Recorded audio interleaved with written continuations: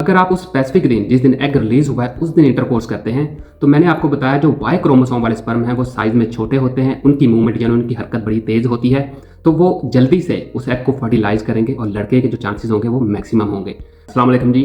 आज की ये वीडियो उन खवातीन और मर्द हजरात के लिए ज़रूरी होने जा रही है जिन लोगों को प्रेगनेंसी कंसीव करने में दुश्वारी का सामना है।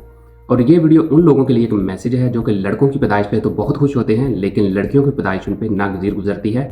और जैसे ही उनको या उनकी फैमिली को पता चलता है कि इस बार लड़की पैदा होगी तो वो इतना प्रेशराइज करते हैं खवातीन को कि उनको वो प्रेगनेंसी अबॉर्ट करवाना पड़ती है या फिर बाद तलाक तक पहुंच जाती है। जब भी आप जेंडर सिलेक्शन के चक्कर में पड़ेंगे तब आप हकीम हजरात और डॉक्टर हजरात के शिकंजे में आ जाएंगे। फिर वो आपको वो मेडिसिन रिकमेंड करेंगे, वो फकियां और कोर्स करवाएंगे और आपको 100% गारंटी भी देंगे कि इस बार लड़का ही पैदा होगा।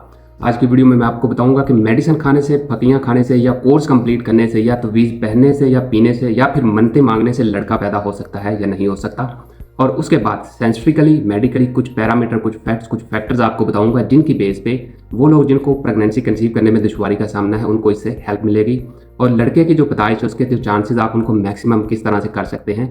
और वो हजरात जो लड़के की पैदाइश के लिए मरे जा रहे हैं उनके लिए भी कुछ एडवांस टेक्नोलॉजी है, उन पर भी हम बात करेंगे।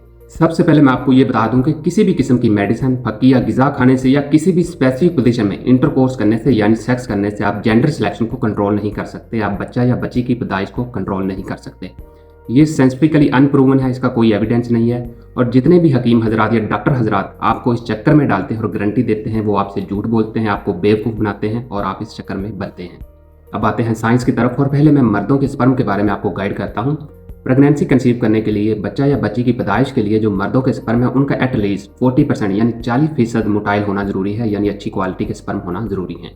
मर्दों के टोटल स्पर्म्स में 50% वो स्पर्म्स होते हैं जिनके अंदर एक्स क्रोमोसोम होता है और 50% वो स्पर्म्स होते हैं जिनके अंदर वाई क्रोमोसोम होता है। और ये बात सब लोग जानते हैं कि अगर एक्स क्रोमोसोम एग के साथ मिलता है तो लड़की पैदा होगी और अगर वाई क्रोमोसोम एग के साथ मिलता है तो लड़का पैदा होगा। अगर हम स्पर्म के साइज और उनकी मूवमेंट यानी उनकी हरकत की बात करें तो वो स्पर्म जिनके अंदर वाई क्रोमोसोम होता है उनका साइज छोटा होता है और उनकी जो मूवमेंट, उनकी जो हरकत है वो तेज होती है, क्योंकि जो वाई क्रोमोसोम है उसके अंदर जो डीएनए मटेरियल है वो कम होता है, इसलिए उनका जो वजन है वो भी कम होता है। जबकि जो एक्स क्रोमोसोम है इसका साइज भी बड़ा होता है, एक्स क्रोमोसोम के अंदर जो डीएनए मटेरियल है वो बहुत ज़्यादा होता है जिसकी वजह से इसका वजन बढ़ जाता है और उसकी जो मूवमेंट, इसकी जो हरकत है वो थोड़ी सी स्लो हो जाती है as compared to Y chromosome या वाई स्पर्म के अंदर। और दूसरी इंपॉर्टेंट चीज़ कि वाई क्रोमोसोम वाले स्पर्म यानी वो स्पर्म जिन्होंने लड़का पैदा करना होता है, ये स्पर्म फीमेल का जो रिप्रोडक्टिव पार्ट है वहाँ पे ये ज़्यादा से ज़्यादा 12 से 24 घंटे तक जिंदा रह सकते हैं, अपने आप को स्टेबल रख सकते हैं। अगर उस रिप्रोडक्टिव पार्ट में पीएच और भी कम है तो इनका जो सर्वाइवल रेट है वो और कम हो जाता है। जबकि दूसरी तरफ वो स्पर्म जिनके अंदर एक्स क्रोमोसोम होता है, ये फीमेल रिप्रोडक्टिव पार्ट के अंदर 4 से 5 दिन तक जिंदा रह सकते हैं, अपने आप को स्टेबल रख सकते हैं और पीएच को भी रजिस्ट करते हैं। अब आते हैं फीमेल के रिप्रोडक्टिव पार्ट की तरफ। प्रेगनेंसी उस वक्त तक कंसीव नहीं हो सकती जब तक फीमेल का जो रिप्रोडक्टिव पार्ट है जहाँ पे एग बनते हैं वो एग रिलीज ना हो जाए। एक बार जब एग रिलीज हो जाता है तो अगर वहाँ पे स्पर्म अवेलेबल है, दस्तयाब है, तो वो स्पर्म उस एग को फर्टिलाइज करेगा जिससे जो प्रेगनेंसी या बच्चा पैदा होने का जो अमल है वो स्टार्ट हो जाता है।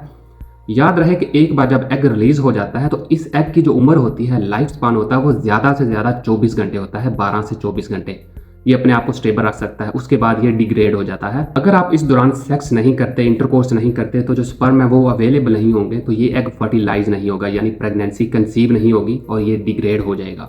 औरतों के अंदर मंथली एक एग रिलीज होता है। तो अब इस चीज़ को किस तरह से मॉनिटर किया जा सके, इस बात का किस तरह से तयन किया जा सके कि ओवुलेशन डेट क्या है यानी एग किस दिन रिलीज होगा। याद रहे कुछ औरतों के अंदर जो मेंसेस पीरियड है वो 28 दिन का होता है, कुछ के अंदर 30 दिन का होता है। अगर हम 28 दिन को लेके चलते हैं तो जो एक्सपेक्टेड ओवुलेशन डेट है यानी एग रिलीज डेट है वो 14वां दिन है। यानी अगर आपका जो मेंसेस पीरियड खत्म हुआ है तो उसके एग्जैक्टली 14 दिन बाद आपके अंदर जो ओवुलेशन है यानी एग रिलीज हो सकता है। और उस दौरान अगर आप इंटरकोर्स करते हैं, सेक्स करते हैं तो मैक्सिमम चांसेस हैं कि आप प्रेगनेंसी कंसीव करेंगे। फीमेल के अंदर ओवुलेशन से पहले यानी एग रिलीज से पहले जो उनकी बॉडी है वो कुछ साइन शो करती है। एग रिलीज से 1-2 दिन पहले जो उनकी बॉडी का टेम्परेचर है वो 0.5 डिग्री तक ज़्यादा हो सकता है, जिससे आप अंदाज़ा लगा सकते हैं कि 1-2 दिन बाद जो एग रिलीज है वो एक्सपेक्टेड है। और दूसरा साइन ये होता है कि ओवुलेशन यानी एग रिलीज से 1-2 दिन पहले जो फीमेल का वजाइनल पार्ट है वहाँ से जो थिन स्लिपरी फ्लूइड है वो ज़्यादा मिकदार में रिलीज होना शुरू हो जाता है, जिससे आप आइडिया लगा सकते हैं कि 1-2 दिन के बाद जो ओवुलेशन है यानी एग रिलीज है वो एक्सपेक्टेड है। और तीसरा साइन ये होता है कि ओवुलेशन से 2-3 दिन पहले फीमेल बॉडी के अंदर जो ल्यूटिनाइजिंग हार्मोन है उसका लेवल बढ़ना शुरू हो जाता है। ये ल्यूटिनाइजिंग हार्मोन जो एग है उसको मैच्योर बनाता है और मार्केट के अंदर कुछ प्रेडिक्टिव किट्स अवेलेबल हैं जिनको आप इस्तेमाल करके अपने यूरिन के अंदर जो ल्यूटिनाइजिंग हार्मोन है इसको डिटेक्ट कर सकते हैं और जिससे आप आइडिया लगा सकते हैं कि 2 दिन बाद जो ओवुलेशन है यानी एग रिलीज है वो एक्सपेक्टेड है। अगर आप लड़के की पैदाइश के चांसेस इंक्रीज करना चाहते हैं और वो भी नेचुरली, तो फिर आपका जो लाइफ पार्टनर है यानी फीमेल है उसकी रिस्पॉन्सिबिलिटी बढ़ जाती है। उसको अच्छे तरीके से ओवुलेशन डेट यानी एग रिलीज डेट को मॉनिटर करना होगा और जिस दिन वो स्पेसिफिक दिन एग रिलीज होगा उसी दिन इंटरकोर्स यानी सेक्स करना होगा ताकि जो लड़के के चांसेस है उनको मैक्सिमम किया जा सके। जैसा कि मैंने आपको बताया कि जो मर्दों के स्पर्म होते हैं उनके अंदर 50% स्पर्म के अंदर वाई क्रोमोसोम होता है, 50 के अंदर एक्स क्रोमोसोम होता है। और हमें पता है कि जो वाई क्रोमोसोम है अगर वो एग को फर्टिलाइज करता है तो लड़का पैदा होता है। अगर आप उस स्पेसिफिक दिन जिस दिन एग रिलीज हुआ है उस दिन इंटरकोर्स करते हैं तो मैंने आपको बताया जो वाई क्रोमोसोम वाले स्पर्म हैं वो साइज में छोटे होते हैं, उनकी मूवमेंट यानी उनकी हरकत बड़ी तेज होती है, तो वो जल्दी से उस एग को फर्टिलाइज करेंगे और लड़के के जो चांसेस होंगे वो मैक्सिमम होंगे।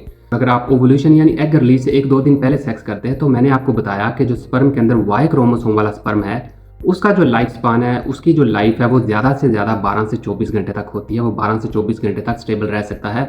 अगर आप 1-2 दिन पहले सेक्स कर लेंगे तो वो स्पर्म तो डेड हो जाएगा, उसके बाद बचेंगे एक्स क्रोमोसोम वाले स्पर्म।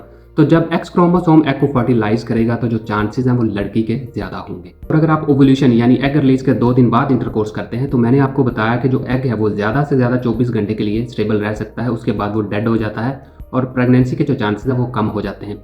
इसी तरह से वो फीमेल जिनके रिप्रोडक्टिव पार्ट में जो पीएच का लेवल वो कम रहता है वहाँ पे जो स्पर्म है उनका सर्वाइवल रेट कम हो जाता है।